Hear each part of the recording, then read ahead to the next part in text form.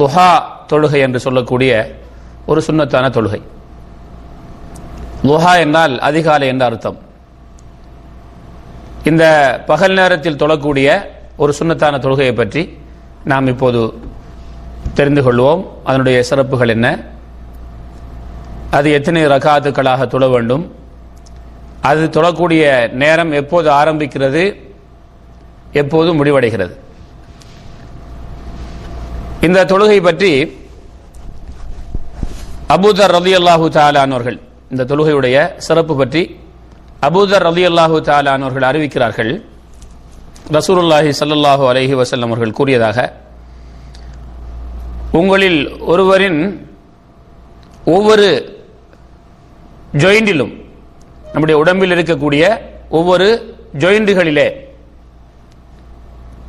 நீங்கள் காலையாகும் போது தர்மம் வழங்க வேண்டும். ஒவ்வொரு ஜாயிண்டுக்கும், எங்களுடைய உடம்பில் இருக்கக்கூடிய ஒவ்வொரு ஜாயிண்டுகளுக்கும் அந்த மொழிகள் என்று சொல்லுவோம் அல்லவா, அவைகளுக்கு நாம்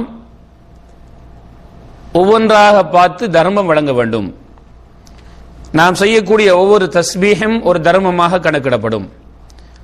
அதாவது சுப்ஹானல்லாஹ் சொல்வது ஒரு முறை ஒரு தர்மமாக கணக்கிடப்படும். அல்ஹம்துலில்லாஹ் என்று சொன்னால் அது ஒரு தர்மமாக கணக்கிடப்படும். லா இலாஹா இல்லல்லாஹ் என்று சொன்னால் அது ஒரு தர்மமாக கணக்கிடப்படும். அல்லாஹு அக்பர் என்று சொன்னால் அது தர்மமாக கணக்கிடப்படும். நன்மையை ஏவுவது அது ஒரு தர்மமாக கணக்கிடப்படும். தடை, அதாவது தவறை தடுப்பது அது ஒரு தர்மமாக கணக்கிடப்படும் என்று 360 ஜாயிண்டுகள் மொழிகள் நம்முடைய உடம்பில் இருக்கிறது. அது ஒவ்வொன்றுக்கும் இப்படியெல்லாம் சொல்லி 360ஐ நாம் சேர்த்து அந்த ஒவ்வொரு ஜாயிண்டுகளும் அன்றாடம் சரியாக இயங்கிக் கொண்டிருக்கிறதே, இதற்கு அல்லாஹுக்கு நன்றி செலுத்துவதற்காக இப்படியெல்லாம் செய்து அதற்கு பரிகாரம் செய்யணும். ஆனால் 2 ரகாத் லுஹாவுடைய நேரத்தில் நாம் தொழக்கூடிய 2 ரகாத் இருக்கிறதே, இது இந்த 360 ஜாயிண்டுகளுக்கும் பரிகாரமாக தர்மமாக கருதப்படும் என்று ரசூலுல்லாஹி ஸல்லல்லாஹு அலைஹி வஸல்லம் அவர்கள் கூறிய ஹதீஸ் முஸ்னத் இமாம் அஹ்மதிலே, சஹீஹ் முஸ்லிமிலே, சுனன் அபீதாவிதிலே பதியப்பட்டிருக்கிறது. சுப்ஹானல்லாஹ். இந்த 2 ரக்காத் தொழுகை நாம் நம்முடைய உடம்பில் இருக்கக்கூடிய ஒவ்வொரு ஜாயிண்டுகளுக்கும் அல்லாஹுக்கு பரிகாரம் செலுத்தக்கூடிய ஒரு இபாதத்தாக இந்த 2 ரக்காத் அமைந்திருக்கிறது என்பதை இந்த ஹதீஸின் மூலமாக நாம் விளங்க கிடைக்கிறது. இதே போல முஸ்னத் இமாம் அஹ்மதிலும் சுனன் அபீதாவிலும் வரக்கூடிய இன்னும் ஒரு ஹதீஸ், புரைதா ரலியல்லாஹு தஆலா அன்ஹு அவர்கள் அறிவிக்கிறார்கள், ரசூலுல்லாஹி ஸல்லல்லாஹு அலைஹி வஸல்லம் அவர்கள் சொன்னதாக, ஒரு மனிதனுடைய உடம்பிலே 360 ஜாயிண்டுகள் மஃப்ஸல்கள் இருக்கிறது. இந்த ஒவ்வொரு ஜாயிண்டுகளுக்கும் நாம் ஒவ்வொரு தர்மம் வழங்க வேண்டும். 360 தர்மம் ஒவ்வொரு நாளும் வழங்க வேண்டும் என்று ரசூலுல்லாஹி ஸல்லல்லாஹு அலைஹி வஸல்லம் சொன்னார்கள். அப்போது அங்கிருந்த சஹாபாக்கள் கேட்டார்கள், யா ரசூலல்லாஹ், எங்களில் யாருக்குத்தான் அது முடியும் ஒவ்வொரு நாளைக்கும் 360 தர்மங்கள் வழங்குவதற்கு? அப்போது ஸல்லல்லாஹு அலைஹி வஸல்லம் அவர்கள் சொன்னார்கள், பள்ளி வாசலிலே, அந்த காலத்திலே பள்ளி வாசல்கள் தரையாக இருந்தது, மண் தரையாக இருந்தது. யாராவது அங்கே உமிழ்ந்து விட்டால் அதை அவர் மூடி விடுவது, அது ஒரு தர்மமாக கணக்கிடப்படும். தர்மம் என்றால் நீங்கள் நினைத்து விடக்கூடாது, சஹாபாக்களுக்கு சொல்லாங்க ஸல்லல்லாஹு அலைஹி வஸல்லம், தர்மம் என்றால் நீங்கள் வழங்கிவிடக் கூடாது, நாம் பொருளாக பணமாக கொடுப்பதாக, அது மட்டும் தர்மம் அல்ல, அதுவும் தர்மம் தான். அதைத்தான் அவர்கள் எங்களுக்கு பொருளாக தர்மம் 360 கொடுப்பதற்கு, 360 தர்மங்கள் கொடுப்பதற்கு எங்களுக்கு வசதி இல்லையே, அது முடியாதே என்ற போதுதான் ஸல்லல்லாஹு அலைஹி வஸல்லம், அதுவும் தர்மம் தான், நீங்கள் நல்ல அமல்கள் ஒவ்வொன்றாக செய்வது அதற்கும் தர்மம் என்று சொல்லப்படும். ஒரு நல்ல காரியத்தை செய்தால் அது ஒரு தர்மமாக கருதப்படும். ஒரு தஸ்பீஹ் ஒரு தர்மமாக கருதப்படும். ஒரு தஹ்மீத் அல்ஹம்துலில்லாஹ் ஒரு தர்மமாக கருதப்படும். இப்படியும் நீங்கள் செய்து 360 முறை இதை செய்ய வேண்டும். சுப்ஹானல்லாஹ் என்றோ அல்ஹம்துலில்லாஹ் என்றோ ஸல்லல்லாஹு அலைஹி வஸல்லம் இப்படி நல்ல கருமங்களும் நல்ல காரியங்களும் தர்மமாக கருதப்படும் என்று சொல்லக்கூடிய அந்த பட்டியலிலே ஸல்லல்லாஹு அலைஹி வஸல்லம் சொல்றாங்க, நீங்கள் பள்ளி வாசலுக்குள் உமிழ்ந்து விட்டால் அதை மூடி விடுவது. இந்த காலத்தில் அதெல்லாம் செஞ்சிடக்கூடாது. இன்றைய காலத்துடைய பள்ளிவாசலுடைய அமைப்பு வேறு அமைப்பில் இருக்கிறது.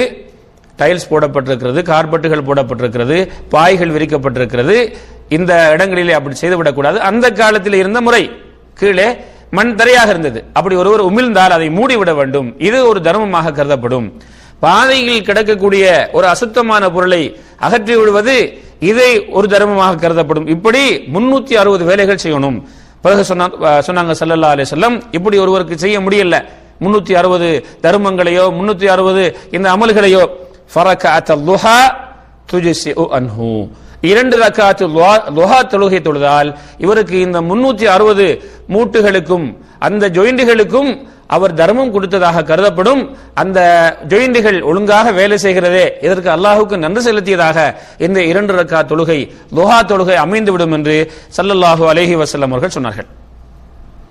அதே போல அபூ ஹுரைரா ரலியல்லாஹு தஆலா அன்ஹு அவர்கள் அறிவிக்கக்கூடிய இன்னும் ஒரு ஹதீஸ், புகாரி முஸ்லிமிலே இது பதியப்பட்டிருக்கிறது.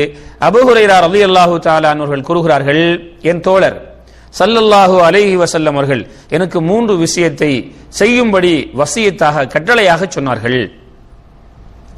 ஒவ்வொரு மாதத்திலும் 3 நோன்பு நோற்பது, ஒவ்வொரு மாதத்திலேயும் 3 நோன்புகள் நோற்பது, அதாவது பிறை 13, 14, 15 ஐயாமுல் பீல் என்று சொல்வார்கள், பௌர்ணமி அந்த நாட்களிலே. இதையும் 2 ரக்காத் லுஹா தொழுவதையும், நான் தூங்குவதற்கு முன்னால் வித்ர் தொழுகையை தொழுவதையும் ஸல்லல்லாஹு அலைஹி வஸல்லம் அவர்கள் எனக்கு வசியத்தாக சொன்னார்கள் என்ற செய்தியை அபூ ஹுரைரா ரலியல்லாஹு தஆலா அவர்கள் அறிவிக்கக்கூடிய இந்த ஹதீஸிலிருந்து விளங்குகிறது. லுஹா தொழுகைக்கு ஸல்லல்லாஹு அலைஹி வஸல்லம் காட்டிய முக்கியத்துவமும், அதே போல இந்த லுஹா தொழுகை 2 ரக்காத் தொழுதாலும் அது அந்த நமக்கு அல்லாஹு தஆலாவுக்கு செலுத்தக்கூடிய இந்த நன்றி கடனை செலுத்தியதாக கருதப்படும். அந்த 2 ரக்காத் தொழுவதின் மூலமாக லுஹா தொழுகையை நிறைவேற்றியதாக அல்லாஹ்விடத்திலே அது கணக்கிடப்படும்.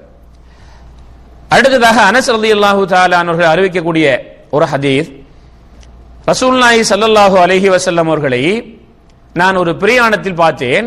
அவர்கள் ஒரு பிரயாண நேரத்திலே ஸல்லல்லாஹு அலைஹி வஸல்லம் அவர்கள் 8 ரக்காத் லுஹா தொழுவதை நான் பார்த்தேன் அப்படிங்கிறாங்க. இந்த ஹதீஸ்ல லுஹா தொழுகையை ஸல்லல்லாஹு அலைஹி வஸல்லம் 8 வரைக்கும் தொழுதிருக்கிறார்கள்.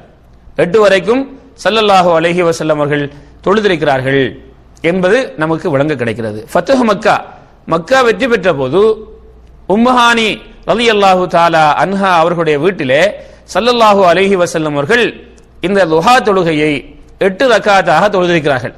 இந்த 2 ஹதீஸ்கள் 3 ஹதீஸ்கள் மூலமாக நமக்கு இந்த லுஹா தொழுகை 2 ரக்காத் தொழலாம், 4 ரக்காத் தொழலாம், 6 ரக்காத், 8 ரக்காத், அதாவது இந்த இடைப்பட்ட காலங்களில் நாம் தொழக்கூடிய தொழுகையாக இடைப்பட்ட, அதாவது 2 ரக்காத்திலிருந்து 8 ரக்காத் வரைக்கும் ரசூலுல்லாஹி ஸல்லல்லாஹு அலைஹி வஸல்லம் அவருடைய இந்த செயலிலே நாம் விளங்கிக் கொள்ளக்கூடியதாக இருக்கிறது. 2 ரக்காத் ஸல்லல்லாஹு சொல்லிக்கிறாங்க, 8 ரக்காத் சொல்லிக்கிறாங்க ஸல்லல்லாஹு அலைஹி வஸல்லம் அவர்கள். அதே போல இந்த லுஹா தொழுகையுடைய நேரம், இது எப்போது தொழ வேண்டும், என்னுடைய வக்து எப்போது இருக்கிறது என்றால், இந்த செய்தியை ரசூலுல்லாஹி ஸல்லல்லாஹு அலைஹி வஸல்லம் அவர்களை தொட்டும் ஸைத் இப்னு அர்கம் ரலியல்லாஹு தஆலா அன்ஹு அவர்கள் அறிவிக்கிறார்கள். ஒரு முறை ரசூலுல்லாஹி ஸல்லல்லாஹு அலைஹி வஸல்லம் அவர்கள் குபா பள்ளிவாசலுக்கு செல்றாங்க. உங்களுக்கு எல்லோருக்கும் தெரியும், ஸல்லல்லாஹு அலைஹி வஸல்லம் அவர்கள் ஹிஜ்ரத் மதினா மக்காவிலிருந்து மதினாவுக்கு போன போது முதல்ல போய் தங்கிய இடம் அந்த மஸ்ஜிது குபா என்று சொல்லக்கூடிய பள்ளிவாசல் அமைந்திருக்கக்கூடிய இடம். அங்கே சென்று ஸல்லல்லாஹு அலைஹி வஸல்லம் அவர்கள் என்ன செய்தார்கள், அந்த பள்ளிவாசலை கட்டினாங்க. அல்லாஹ் சுப்ஹானஹு தஆலா முதலில் இறையச்சத்தின் அடிப்படையில் கட்டப்பட்ட பள்ளிவாசல் என்று சொல்லக்கூடிய அந்த பள்ளிவாசல் ஸல்லல்லாஹு அலைஹி வஸல்லம் அவர்கள் மதீனாவிலிருந்து அவங்க மதீனாவுக்கு சென்று பள்ளிவாசலை அங்கே கட்டியதற்கு பிறகு ஸல்லல்லாஹு அலைஹி வஸல்லம் என்ன செய்வாங்க, அந்த குபா பள்ளி வாசலுக்கு போவாங்க, அங்க போய் தொழுவாங்க. அங்க போய் ஒரு மனுஷன் தன்னுடைய வீட்டில் அழகான முறையில் உது செய்து கொண்டு குபாவுக்கு சென்று குபா பள்ளி வாசலில் 2 ரக்காத் தொழுதால் ஒரு உம்ரா செய்த நன்மை கிடைக்கும் என்று ஸல்லல்லாஹு அலைஹி வஸல்லம் அவர்கள் சொன்னாங்க. ஒரு உம்ரா செய்த நன்மை கிடைக்கும் என்று ஸல்லல்லாஹு அலைஹி வஸல்லம் சொன்னாங்க. அப்படிப்பட்ட அந்த குபா பள்ளிவாசல், அந்த சிறப்புக்குரிய பள்ளிவாசல், அந்த பள்ளிவாசலுக்கு போறாங்க ஸல்லல்லாஹு அலைஹி வஸல்லம் அவர்கள். அங்க போன போது அதிகாலையிலே அங்கே மக்கள் தொழுது கொண்டிருப்பதை பார்த்தாங்க ஸல்லல்லாஹு அலைஹி வஸல்லம். அவர்கள் லுஹா தொழுகையை நிறைவேற்றி கொண்டிருக்கிறார்கள். சஹாபாக்கள் லுஹா தொழுகையை தொழுது கொண்டிருக்கிறார்கள். அப்போது சொன்னாங்க ஸல்லல்லாஹு அலைஹி வஸல்லம் அவர்கள், ஸலாத்துல் அவ்வாபீன் அவ்வாபின் தொழுகை என்பது இதா ரமலத்தில் ஃபிசாலு மினல் துஹா, ஒட்டகத்தின் குட்டி சூரிய வெப்பத்தினால் நிலம் சூடாகி அந்த சூட்டை தாங்க முடியாத நேரம்தான் அது தொழ வேண்டும் என்று சொல்லி ஸல்லல்லாஹு அலைஹி வஸல்லம் அவர்கள் இந்த மக்களுக்கு சொன்னார்கள். இதிலிருந்து என்ன விளங்குகிறது? லுஹா தொழுகையை நாம் என்ன செய்யலாம்? சூரியன் உதயமானதிலிருந்து ஒரு கால் மணி நேரம், சூரியன் உதயமாகி ஒரு கால் மணி நேரம், கிட்டத்தட்ட 15 நிமிடங்கள் கழித்து இந்த லுஹா தொழுகையை தொழ ஆரம்பிக்கலாம். எதுவரைக்கும்? சூரியன் உச்சிக்கு வரும் வரைக்கும். உச்சிக்கு வருவதற்கு சற்று முன்னால், அதாவது லுஹருடைய நேரம் வருவதற்கு சற்று முன்னால் நாம் அந்த தொழுகையை முடித்துக் கொள்ள வேண்டும். அதற்கு இடையில் தொழ வேண்டும். சூரியன் உதித்து ஒரு 15 நிமிடங்கள் கழித்து இந்த தொழுகையை தொழ ஆரம்பிக்கலாம். சூரியன் உச்சிக்கு வரக்கூடிய நேரத்தில், அதாவது லுஹருடைய நேரம் ஆரம்பிப்பதற்கு ஒரு 5-10 நிமிடங்களுக்கு முன்னால் நாம் என்ன செய்ய வேண்டும்? இந்த லுஹாவுடைய நேரத்தை நாம் தொழுது முடித்து விட வேண்டும். இதுக்கு இடைப்பட்ட நேரங்களில் தொழலாம். இப்ப சஹாபாக்கள் லுஹாவுடைய தொழுகையை அந்த குபா பள்ளிவாசலிலே தொழுது கொண்டிருப்பதை, அதிகாலையிலே தொழுது கொண்டிருப்பதை பார்த்து ஸல்லல்லாஹு அலைஹி வஸல்லம் அவர்கள் சொன்னார்கள், இந்த அவ்வாபின் தொழுகையை தொழுவதற்கு சிறந்த நேரம். இந்த ஹதீஸிலிருந்து இமாம்கள் சொல்லக்கூடிய விளக்கம் என்னவென்றால், லுஹா தொழுகையை சூரியன் உதயமானதிலிருந்து 15 நிமிடங்கள் கழித்து தொழுதால் அது சேரும். ஆனா சிறந்த நேரம் என்ன? இந்த இதா ரமிலத்தில் ஃபிசால், ஒட்டகத்தின் குட்டிக்கு சூரிய வெப்பத்தினால் அந்த சூட்டை தாங்க முடியாத நேரம், கிட்டத்தட்ட சூரியன் உதித்து ஒரு 2 அல்லது 3 மணி நேரங்கள் கழித்து தொழக்கூடிய நேரம். அப்ப கிட்டத்தட்ட ஒரு 10 மணி 11 மணிக்கு தொழுவதுதான் சிறந்த நேரம், நிலம் சூடாகக்கூடிய நேரம் என்று ஸல்லல்லாஹு அலைஹி வஸல்லம் இந்த சஹாபாக்களுக்கு சொன்னதிலிருந்து நமக்கு விளங்குகிறது இந்த லுஹா தொழுகையுடைய நேரம் எப்போது ஆரம்பிக்கிறது, எப்போது முடிகிறது. இந்த இடத்திலே ஒரு செய்தியை உங்களுக்கு நான் சொல்ல விரும்புகிறேன். அதாவது நம்முடைய இஸ்லாமிய சமூகத்திலே இன்னும் ஒரு தொழுகையை மக்கள் இந்த பெயரில் தொழுகிறார்கள், அவ்வாபின் தொழுகை என்று தொழுகிறார்கள். அதாவது மகரிபுடைய தொழுகை முடிந்ததற்கு பிறகு, மகரிபுக்கும் இஷாவுக்கும் இடையில 6 ரக்காயத்துக்கள் அவ்வாபின் தொழுகை என்று தொழுவார்கள். இப்படி ஒரு தொழுகையை ரசூலுல்லாஹி ஸல்லல்லாஹு அலைஹி வஸல்லம் அவர்கள் நமக்கு கற்றுத்தரவில்லை. அப்ப லுஹா தொழுகைக்கு இன்னொரு பேர் இருக்கிறது, என்ன? அவ்வாபீன். லுஹா தொழுகைக்கு தான் இன்னொரு பேர் இருக்கிறது, அவ்வாபின் தொழுகை என்று. இந்த ஹதீஸிலே ஸல்லல்லாஹு அலைஹி வஸல்லம், இந்த ஹதீஸ் முஸ்னத் இமாம் அஹ்மதிலே, சஹீஹ் முஸ்லிமிலே, சுனன் திர்மிதியிலே இந்த ஹதீஸ் ஆதாரபூர்வமாக பதியப்பட்டிருக்கிறது. அவ்வாபின் தொழுகை என்பது ஒட்டக குட்டி சூட்டை தாங்க முடியாத நேரம், இதுதான் லுஹாவுடைய நேரம் என்று ஸல்லல்லாஹு அலைஹி வஸல்லம் சொன்னதிலிருந்து, அப்ப லுஹா தொழுகைக்கு தான் அவ்வாபின் என்று சொல்லப்படும். லுஹா தொழுகைக்கு தான் அவ்வாபின் தொழுகை என்று சொல்லப்படும். அப்ப அவ்வாபின் தொழுகை என்பது மகரிபுக்கும் இஷாவுக்கும் இடையில் தொழக்கூடிய தொழுகை அல்ல என்பதை நாம் விளங்கிக் கொள்ள வேண்டும். இதுதான் லுஹா தொழுகை சம்பந்தப்பட்ட ஹதீஸ். ஸல்லல்லாஹு அலைஹி வஸல்லம் அவர்கள் ஆயிஷா ரலியல்லாஹு அன்ஹா அவர்கள் அறிவிக்கக்கூடிய இன்னும் ஒரு ரிவாயத்தில் வருகிறது, ஸல்லல்லாஹு அலைஹி வஸல்லம் அவர்கள் 4 ரக்காத் லுஹா தொழக்கூடியவர்களாக இருந்தார்கள். வேண்டிய அல்லாஹ் நாடிய அளவுக்கு அவங்க அதிகம் படுத்துவாங்க என்று இந்த ஹதீஸ் முஸ்னத் இமாம் அஹ்மதிலே, சஹீஹ் முஸ்லிமிலே, சுனன் இப்னு மாஜாவிலே வரக்கூடிய இன்னொரு ரிவாயத் சொல்கிறது. ஆகவே இந்த தொழுகையை 2, 4, 6, 8 என்று தொழலாம். சில இமாம்கள் அதை விட அதிகமாக தொழலாம் என்ற கருத்துக்களை முன்வைக்கிறார்கள். ரசூலுல்லாஹி ஸல்லல்லாஹு அலைஹி வஸல்லம் அவருடைய அந்த செயல் மூலமாக எங்களுக்கு 8 ரக்காத் வரைக்கும் தொழுதாக வந்திருக்கிறது. ஆகவே இப்படிப்பட்ட இந்த தொழுகையையும் நாம் என்ன செய்வோம்? நம்முடைய வழக்கத்துக்கு கொண்டு வருவோம். ஆண்களாக இருந்தால் அவர்களுக்கும் தொழ முடியும், பெண்களாக இருந்தால் அவர்களுக்கும் தொழ முடியும். நம்முடைய மறுமை நாளில் நம்முடைய பட்டோலைகளில் அதிக நன்மைகளை சேர்ப்பதற்காக என்ன செய்வோம்? இப்படிப்பட்ட சுன்னத்தான வணக்கங்களையும் நாம் சில நேரங்களில் தொழக்கூடியவர்களாக இருந்திருப்போம், சில காலங்களில் விட்டிருப்போம். அல்லது சிலருக்கு இப்படிப்பட்ட ஒரு தொழுகை இருப்பதாக தெரியாது, அல்லது சிலருக்கு இந்த தொழுகை இருக்கின்றது என்று தெரிந்தும் இதில் பொடுபோக்காக இருப்பார்கள். இன்ஷா அல்லாஹ் இந்த பயான் நிகழ்ச்சியை நாம் கேட்டதற்கு பிறகு இந்த தொழுகையை என்ன செய்வோம்? நம்முடைய வழக்கத்துக்கு கொண்டு வருவோம். இன்ஷா அல்லாஹ் அல்லாஹ்வுக்கு சுப்ஹானஹு தஆலா இந்த இபாதத்துகள் மூலமாக என்ன செய்வான்? எங்களுடைய வாழ்க்கையிலே பரக்கத்து செய்வான், மறுமையிலே எங்களுக்கு சில சிறப்புகளை தருவான். இந்த தொழுகையுடைய சில சிறப்புகளில் இப்படியும் ஒரு ஹதீஸ் வந்திருக்கிறது. முஸ்தரக்குல் ஹாக்கிம், முஅஜம் தபரானி போன்ற கிரந்தங்களிலே, முஸ்னத் இமாம் அஹ்மத், திருமதி அபூதாவுத், நசாயி போன்ற கிரந்தங்களிலே வந்திருக்கிறது.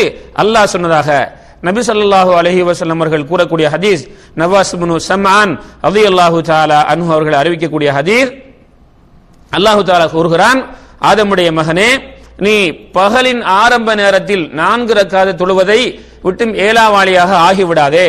நீ இந்த 4 ரக்காத்தை தொழுதி என்று சொன்னா அந்த பகல் முழுக்க உள்ள கடைசி வரைக்கும் உனக்கு நான் என்ன செய்து விடுவேன், போதுமாகி விடுவேன் என்ற செய்தியை ஸல்லல்லாஹு அலைஹி வஸல்லம் அவர்கள் கூறிய செய்தி நமக்கு இந்த லுஹாவுடைய தொழுகையின் இன்னும் ஒரு சிறப்பை நமக்கு என்ன செய்கிறது,